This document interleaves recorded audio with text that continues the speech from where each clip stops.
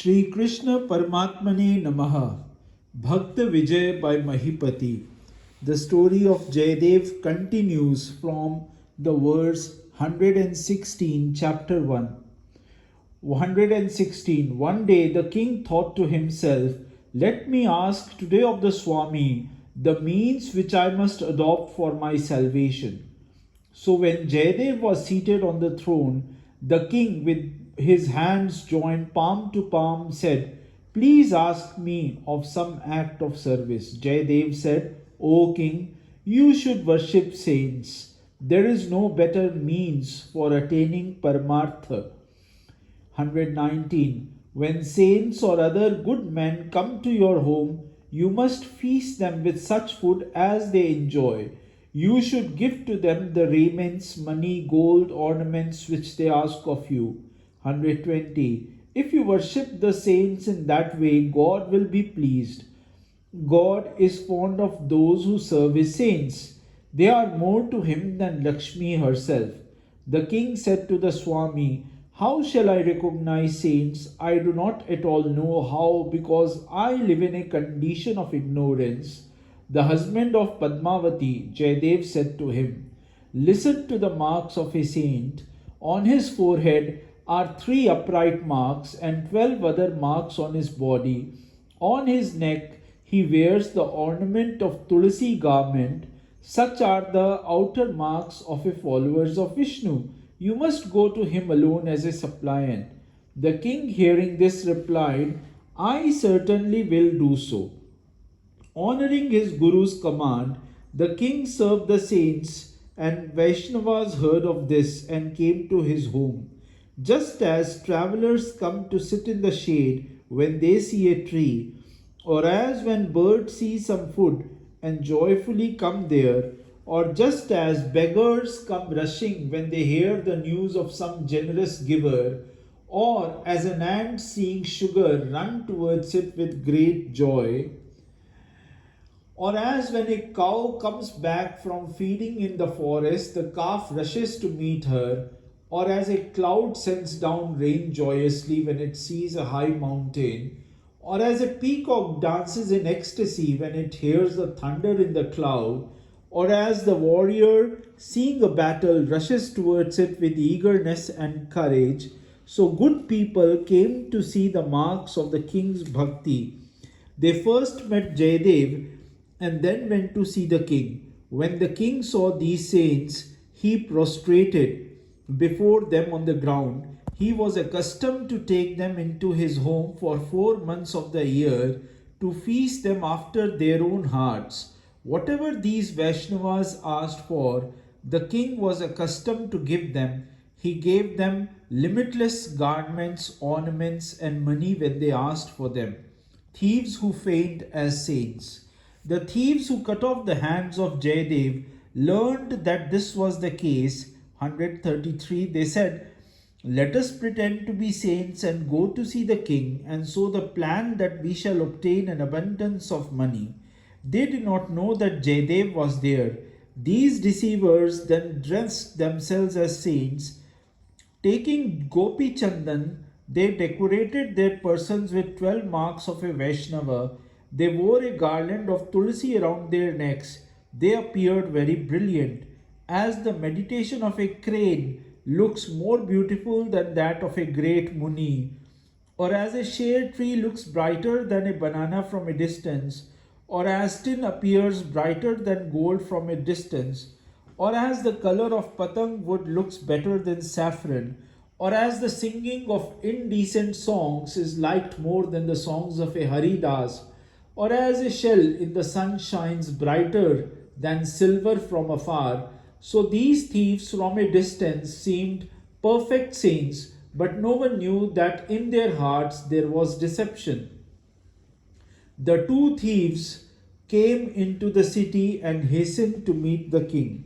They had a rosary in their hands and pretended to be indifferent to earthly things. As they went into the king's palace and looked in front of them, they suddenly saw Jaydev sitting on the throne. The fire of alarm burned within themselves. The two made signs with their eyes, implying that by their own act they had fallen into the furnace of fire. Jaydev the poet, whose hands and feet we cut off, is here. Our deception has come at once come to its fruitage. A hunter once went to shoot a dove and its mate when a great serpent bit his heel. Such seems to be our case now. As the two came forward, Jaydev recognized them from afar.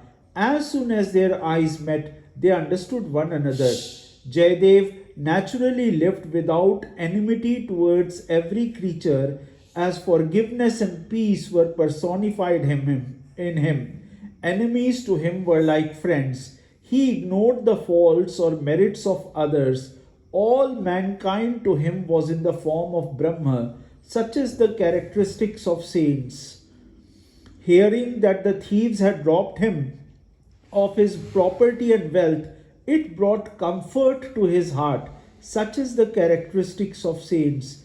Pity either for one's own crying child or for the crying child of another is the characteristics of saints. Whether a king gives him ornaments or common man brings him vegetables and greens, both please him alike. Such is the characteristic of saints. Jaydev Swami leapt down from his throne when he saw these enemies near him. They hastened to grasp the feet of Jaydev. Seeing this, the husband of Padmavati embraced them. Jaydev said to his servants, "Some saints have come to the city. Go and say to the king that they should receive special honor." Hearing this remark, the servants went and told the king, who came at once and bowed to them. The king worshipped them. Using the many kinds of materials used for worship, he gave them to each and then made them the following request. He said to them, "As long as you may desire, spend your time in this my home." Hearing this, they said, "We shall surely do so." When it was night, the two thought as follows: "What will be the end of all this? We feel uneasy at the hospitality shown to us." Then they said to one another, "In a town of cruel Mohammedans, men are deceived and then fed, then finally they murder them. Such will be the case with us, we think. Just as a parrot comes and sits on a trap and then falls into the cage, this is going to happen to us, it seems. Seeing the bait, a fish is deceived. It swallows it and the hook pierces its throat. Such will happen to us today, so it seems." By continually worrying, the bodies of these so-called saints began to waste away as if they were seized with tuberculosis. One day the king said to them, "O my Swami, I have a request to make at your feet. Other saints come to my house and the Swami worships them at a distance. Why did you prostrate before this? Although I am constantly using many kinds of worshipping materials on them, yet their bodies are becoming thin day by day." Jaydev replied, "O king, the saints are not fond of enjoying the objects of the senses. To those who are indifferent to worldly things, the illusions of the world and selfish enjoyments are like poison. Other Vaishnavas come, but these are more indifferent to worldly things than other. Your fortune is good, therefore they have remained here. If they should say to you, 'Give us permission to go,' give them as much as money as they may take of their own choicest request." The king replied, "I will certainly do that." And with this he bowed to his Swami. One day, these thieves who pretended to be saints asked permission to go. "We live at a sacred city. We wish to go back to our home." The king said to them, "Ask me for whatever you wish." To this they replied to the kings, and they said, "Fill 2 carts with money for us." The king replied, "Your request is my authority. I will give whatever you ask." So he gave to these pretending saints garments and ornaments. He filled 2 carts with these costly things and gave 2 soldiers to go with them. He joined his hands palm to palm in a very humble manner And after taking leave of Jaydev, these pretending saints started on their way. So, with this, here we will end for today, and we see how, though they had harmed Jaydev by cutting his limbs, his arms, and his leg, still Jaydev was so very kind to them. And this kindness is the lesson we learn from the life of Sant Jaydev. Tomorrow we will continue with this story. Shri Krishna Arpanamastu Shubham Bhavatu.